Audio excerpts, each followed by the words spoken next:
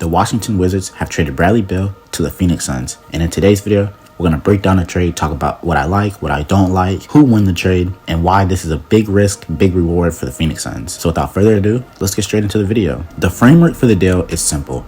It's Bradley Beal from the Washington Wizards to the Phoenix Suns for Chris Paul, Landry Shamet, multiple second-round picks, and a report just came out today that the Wizards are including Jordan Goodwin and Isaiah Todd. Isaiah Todd was the 31st pick in the 2021 draft, and he mostly played with the Wizards G League team, and he was also on that same G League Ignite team with Jalen Green. And his contract is $1.8 million, and it's guaranteed from the 2023 to the 2024 season. So after next season, he'll be off the books and he'll be a free agent. Now, for the Phoenix Suns side of things, the big fish, they got Bradley Beal. And now, a lot of people will say, whoever gets the best player in the trade wins the trade.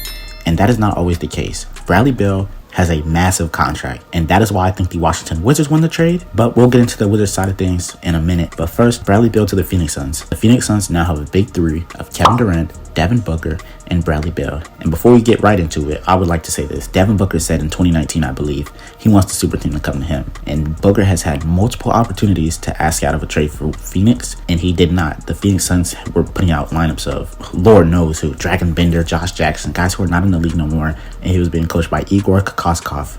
You don't even know who that is. My point exactly. And Book stuck around. And Book is one of my favorite players. And I commend him for this. And he did bring a super team to him. He had Chris Paul come to Phoenix. Kevin Durant want to come to Phoenix. And now Bradley Beal want to come to Phoenix. Although Chris Paul is being sent out, they brought in Bradley Beal. Now, looking at the big three, a lot of people will say they all do the same thing. They all score the ball and shoot the ball very well. Albeit I'm not that high on Bradley Beal. He's a very good scorer and a very good shooter. The Phoenix Suns are going to roll out a starting lineup, or not even just a starting lineup, a lineup of Devin Booker, Bradley Beal, and Kevin Durant. Who's the point guard? Because on the Suns roster, they have Kevin Durant, Brad Beal, Devin Booker, Cam Payne, and DeAndre Ayton, if I'm not mistaken. Or maybe Jock Landale. I think Jock Landale's a free agent, but Cam Payne is not a starting point guard in this league. I think they're going to run out point Booker, because without CP, Devin Booker averaged about 35 points on 65% true shooting with 8 assists a game. And in the playoffs, we've seen Devin Booker against the Denver Nuggets run the point, and they played fairly well. They won 2 games without CP, and I think Devin Booker is more than capable of running the point guard. And I've been hearing people say Bradley Beal should run the point guard since he ran it in Washington, and they weren't successful. Devin Booker was more successful running the point guard than Bradley Beal was, and I would rather have Bradley Beal not run the point guard. Kevin Durant, he's just going to fill in and get his 28, 29 points per game in an effortless fashion. So I believe Booker's going to run the point guard. Bradley Beal's going to run the 2. I think they have Torrey Craig. I think that's who it was. Torrey Craig is going to run the 3 or the 4, and then Katie's going to run the 3 or the 4, and then DA's going to run the 5. They had the possibility of moving DA because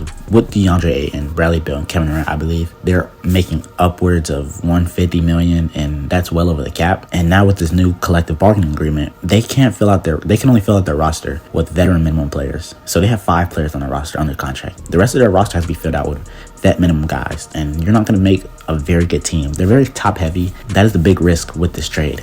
You see teams like the Denver Nuggets, who just won the NBA championship, have homegrown superstars like Michael Porter Jr., like Jamal Murray, like Nikola Jokic. And then you have guys like Bruce Brown, KCP that they get in free agency. They were able to do that because they had good cap space, good flexibility, and good team building, good roster building.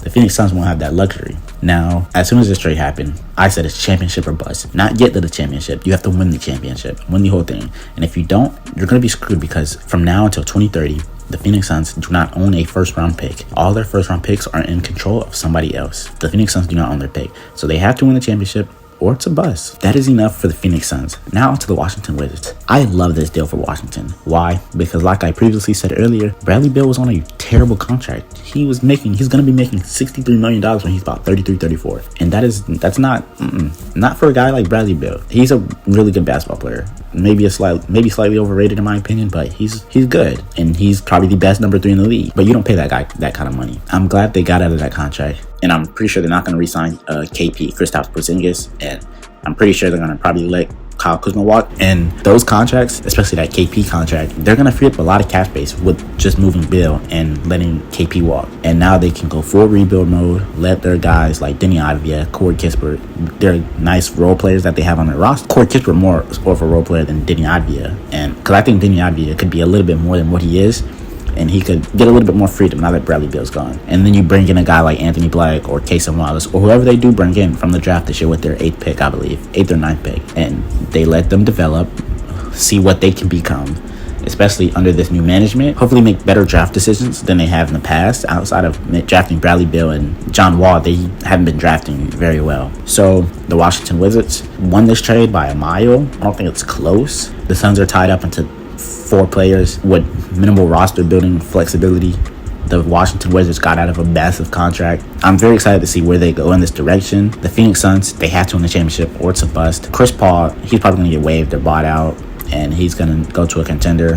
They're saying the Los Angeles Clippers. We'll see how that works, but the Washington Wizards won this trade. But that's all for me. Thank you guys all for watching. I'm one Trimmy, and I'm out.